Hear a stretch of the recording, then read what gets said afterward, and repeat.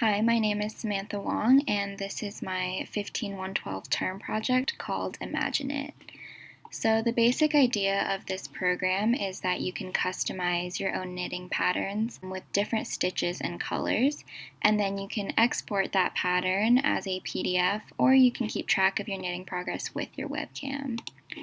So if you have a specific project in mind, or you're a little bit new to knitting, there's a little screen that tells you how you can determine how many stitches wide you want your pattern to be and how many rows you want it to be.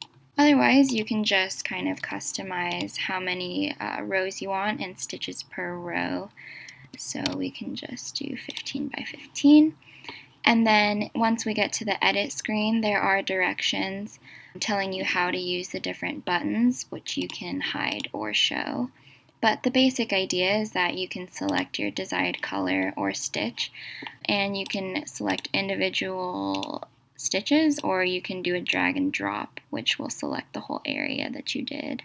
So when you're ready to export your pattern, then you can click Export Pattern. This is what you get when you open up the pattern that you just exported, and this PDF was generated using the engine called Report Lab.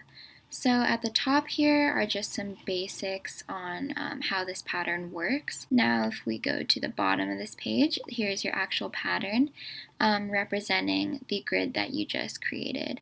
On the second page of your PDF is actually an image of the grid that you just created, and this is generated using PIL, the Python imaging library. Now we can go back to our ImagiKnit program and we can use the Knit with Webcam feature. Before you actually start knitting with your webcam, there's a little blurb just telling you how everything works. So let's knit with our webcam. This is the Knit with your webcam feature. These are the two rectangles that correspond to the two types of stitches.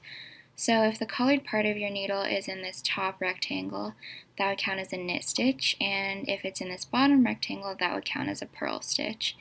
And this color tracking is done using the library OpenCV, as opposed to the rest of the program, which is written utilizing the package tkinter. As we can see along the bottom here, this is the pattern that we just created, and our current stitch is highlighted over to the left here. The current color of our yarn is actually shown in this little surrounding rectangle here, so that changes as the color of the stitch changes. Now I will show you a demonstration of actually knitting with this feature. As you can see, I'm just knitting along with this pattern, doing purl stitches, and as I reach the end of my row, it tells me that I'm at a new row and gives me some time to just kind of readjust everything, and when I'm ready, just press enter. And you just keep knitting. So here I'm doing the knit stitch using the top box. If I try to do the wrong stitch, it will let me know, and once you correct it, everything is all good again.